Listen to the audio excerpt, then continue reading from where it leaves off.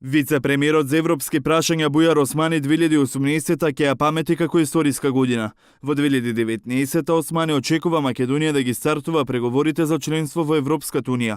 За вице-премиерот нема друга алтернатива за земја во освен ЕУ и НАТО. Османи со цитатот Хан, за кого Македонија е подготвена да го фати чекорот за 2025 година. Ние сме убедени дека Македонија има направено доволно и во политичката траекторија, и во политичката мислам на политичките теми, така да и во реформската траекторија за да аргументира доволно дека ги исполнува условите да го започне овој процес. Ние не велиме дека Македонија е спремна утре да стане земја членка.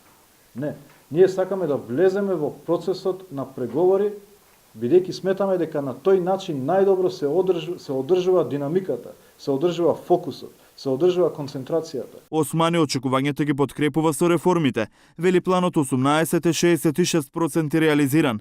Донесени се повеќе закони од безбедноста, правосудството, освен законот за Советот на јавните обвинители, но Македонија веќе 10 месеци функционира без телото кое треба да се бори со корупцијата. Власта со нови дилеми како да формира антикорупцијска комисија, од каде всушност гонат корумпирани функционери. Тука имавме една ситуација да огласот за членови беше веќе објавен според стариот закон.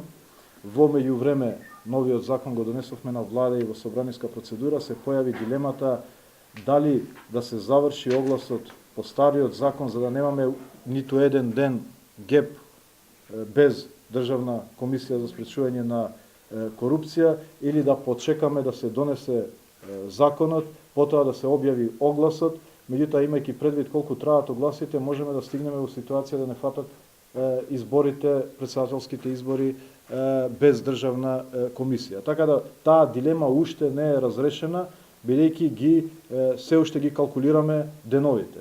Откако во собрание ќе поминат уставните измени, Османи најавува дека до крајот на јануари во службен весник ќе се објават и законот за употреба на јазиците, а потоа и договорот од Преспа, без да прецизира дали ќе има потпис од Иванов.